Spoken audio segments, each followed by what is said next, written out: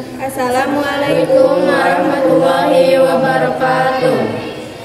Kelompok abdi sadayana bade ngapresentasikeun unsur-unsur rumpaka kawih peuyeum Bandung sareng sabilulungan. Sateacana kenalkeun nami abdi Saskia Nurul Adni. Saterusna nama abdi Mia Sabara, nami abdi Zahra Hafizah, nami abdi Siti Zahra Ramadhani, nama abdi Koy.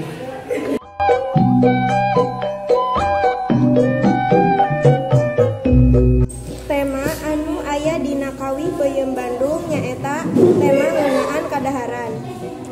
Saterusna nada anu aya dina kawih peuyeum Bandung nyaeta sikep pengarang kawih anu yakin kana nikmat jeung murahna peuyeum Bandung, kukituna ngajak pikeun nyobaan peuyeum Bandung.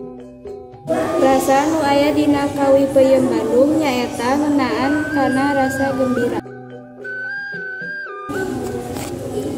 Amanat nu aya dina kawih peuyeum Bandung nyaeta peuyeum Bandung anu geus kakoncara teh nikmat rasana nyeuna teu direka-reka hargana teu mahal, kukituna mangga geura dicobian.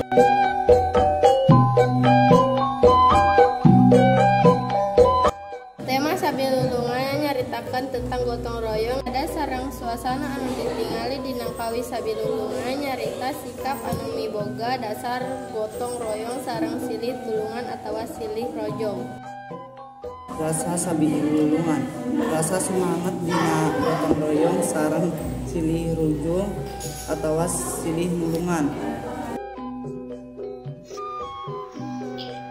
Amanat sabilulungan nyaeta silih tulungan atawa satuju jadi dasar pikeun ngaayakeun gawe barang kalawan sabilulungan bakal aya babarengan dina kahirupan silih asih silih tulungan anu akhirna bakal nguatkeun persatuan. Sakitu wae presentasi ti kelompok simkuring